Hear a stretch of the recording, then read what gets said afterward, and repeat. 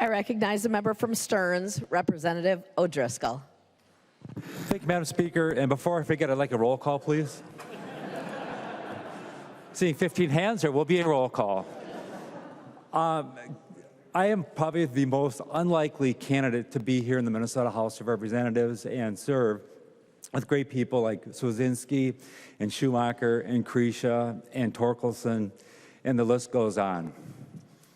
When I came to the legislature in 2010, I was just finishing up my tour of duty as the mayor of the city of Sartell. And I remember sitting right over here looking at the rostrum going, what's a kid from Sartell doing in a place like this? And I kept my mouth shut for the entire first year. And I know that some of you find that hard to believe, but it's true. I wanted to learn how this place worked. And I wanted to get to know people. That's what this business is about. Relationships, working with people, getting the people's business done. And when we had this 67 thing going, that's right, paying attention. I appreciate you paying attention to me, at least as I'm heading to the door, maybe not on my floor speeches, but I do appreciate that. You folks more than my side, apparently, at this point, but you take what you can get, I guess, at this late stage in the game.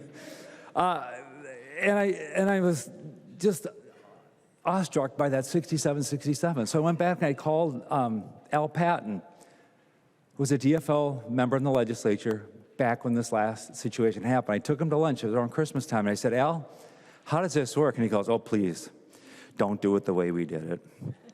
He said, it's a disaster. And I said, I'm going to be a part of history as a legislator, but I'm also going to be a part of history back in this split house. And he looked at me and he said, I've known you all your life. You will figure this out, and you will lead. And we did. With all of you, all of us. Wow. I don't even think the Senate figured it out yet. We had leverage on them. Because when we agreed, they had no choice but to agree with us because we had the best product the legislature could put out. Because we worked together. Oftentimes people say to me, Tim, who are you more like, your mom or your dad? And I said, well, I actually am like both of them. My dad was the police chief in the town that I grew up in, and he said, you need to defend yourself, your friends, your family, and those who can't. And it's going to be rough. You're going to be bumping people on the lunch line, and you're going to get bumped. You're going to fall, but you got to get up and you got to keep going. As I ran to the door, ready to take the world on, I could hear my mom's voice. Please, please do it diplomatically. And I've always tried to marry those two things together in my public service. I'm a public servant because of my father.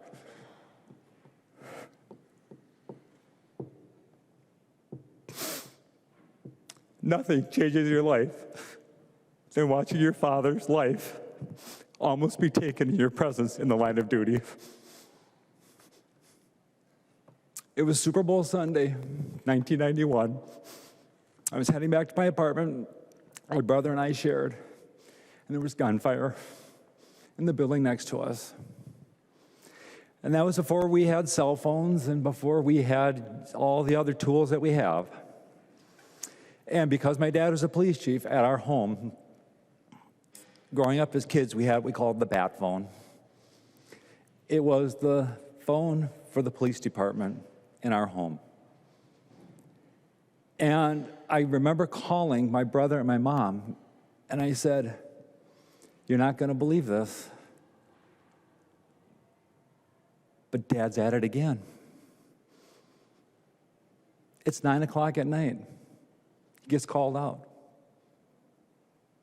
An individual's having a mental health crisis. And I watched this through my apartment window. He galvanized my commitment to public service. And I've never looked back.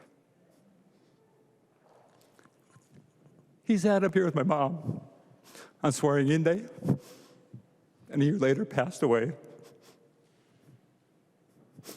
And I know he will be proud of the work I did in this body for the people, helping those who can't help themselves, getting good public policy out there, working for the people. I have been blessed with 2 co-chairs of commerce. Cully Herr and I knew each other on pensions. And by the way, why am I big pensions wonk? My dad. I thought if he can put his life on the line, the least I can do is help people that do that, to protect us, to be there when we need them. Whether it's good times, bad times, mental health crisis, whatever the case may be. Cully and I sat down and we said, how are we going to make this work? And we live by 3 simple rules. I am going to come to you with the world's greatest ideas, co-chair her, and I know you're going to love them. You're going to bring me all the votes I need to get this done, or something short of that. I said, I'm going to have these ideas, and you're going to say, I can't do it. And I have to take you at face value that that's the case. And likewise, you're going to come to me, and you say, we got these great ideas. And I'm going to say, we can't do it. But we need to be honest, and we need to always communicate. And we found a lot of places to work. As we know, Cully became the mayor of St. Paul. I remember earlier this year when we were guests of the St. Paul delegation over at the River Center. Cully dropped what she was doing, came running across the crowd, and she says, ha! Like Cully does, and said, I've been telling everybody you quit because I left. And I said, well, I might be looking for a job. I can help you balance your city budget if you want. She hasn't gotten back to me yet. I'm not sure why. And then with the unfortunate events of June 14th and things that had transpired since then, there were some shakeups and move around in this chamber. And Aaron Kegel and I ended up being co-chairs.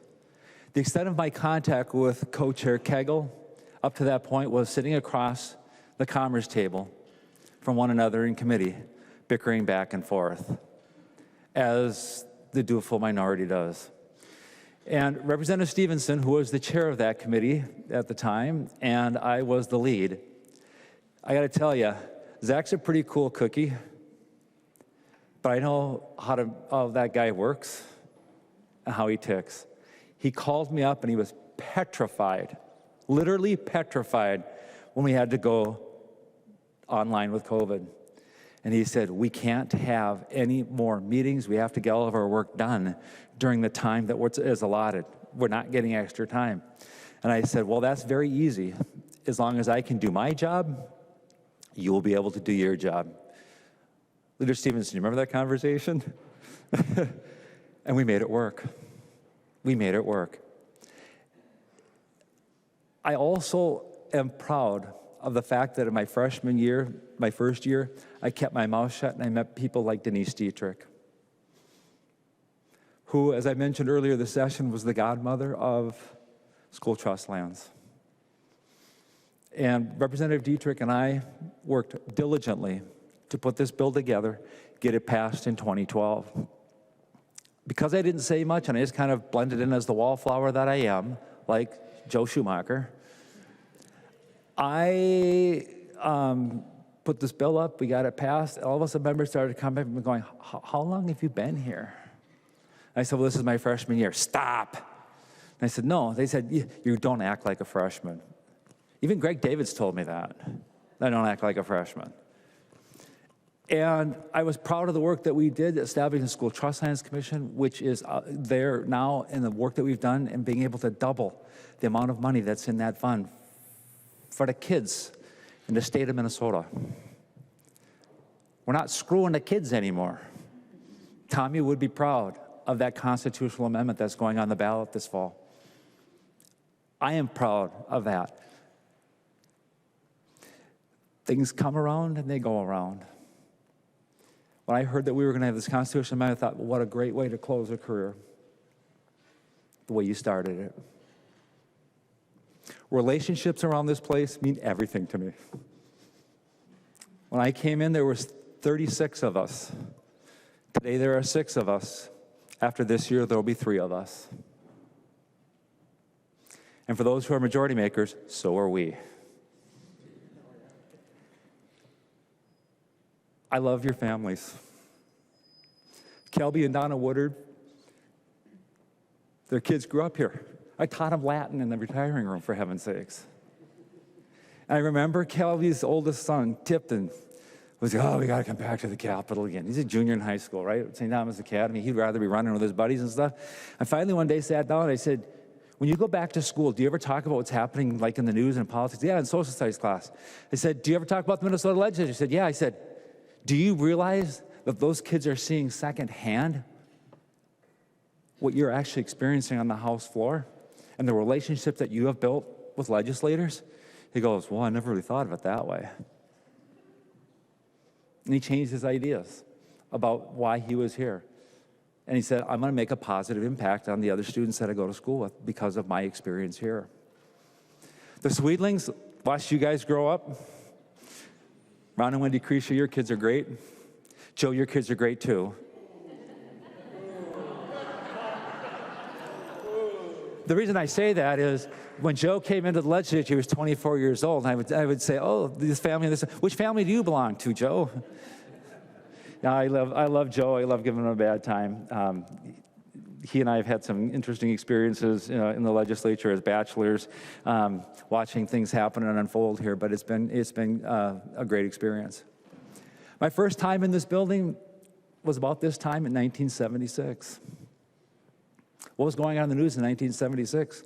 The United States was going to be the last country in the world to move from the English form of measurement to the metrics system. How are we doing on that one?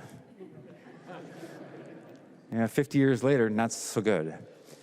The other part that I remember is riding on the school bus coming down here with my 6th grade class. And because it was the year for the metric system and a big changeover, we had T-shirts that said, meters are neater in Sartell. And God loved the folks at the Historical Society who gave us a tour and said, what's so fancy about your parking meters in Sartell? And I said, no, the metric system. I said, we don't have any parking meters in Sartell. And I remember being on that bus, tired and just from the experience of the day. And on the radio, the bus driver had the Bellamy Brothers songs playing from the 1976. And I thought, wow, that's kind of cool. I was there during the bicentennial year. I had no idea at that time that this man who's standing in front of you would be saying, I'm finishing up a 16-year career of working with people, getting stuff done on the 250th anniversary of this great country. And Leon, with pensions, you came on, you said, I don't know anything about pensions. I said, that's fine. We reset the seating orders. You were next to me. We got amazing work done. And I value our friendship. You and I were friends before that, but we just become stronger. You are a great player in the pensions world. Stick with it, please. Please. Speaking of pensions, it hasn't always been rosy in the pensions world. 2018, we've made some pretty drastic changes and cuts, and I am so glad that the last couple of years we've been able to restore those cuts and to be able to help the people, again, who help us here in this state and here in this chamber.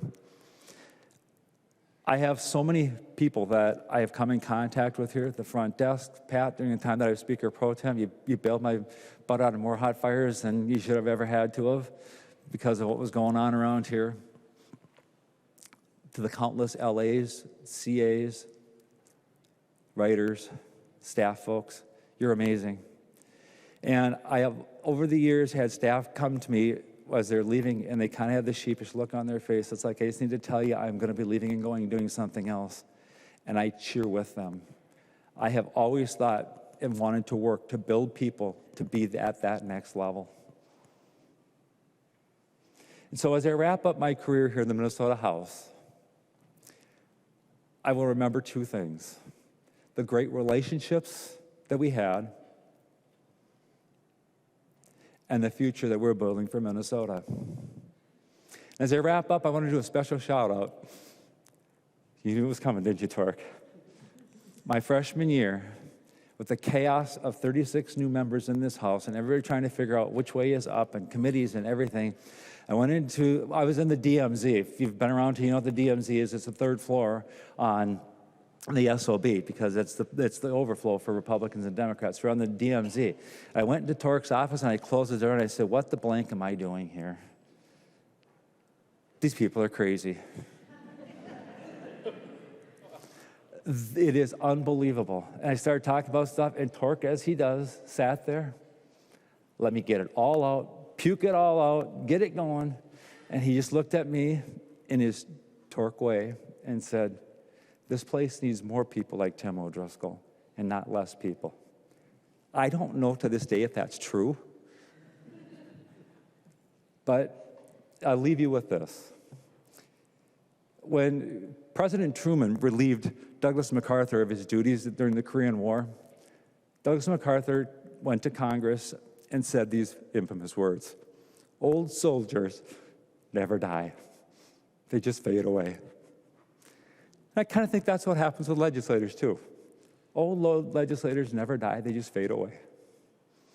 And time and history will be the judge as to whether Paul Torkelson was right. This place needs more people like Tim O'Driscoll and the impact that I had on here. Time and history will prove one way or the other. So as I take leave, thank you. God bless you, and God bless this country.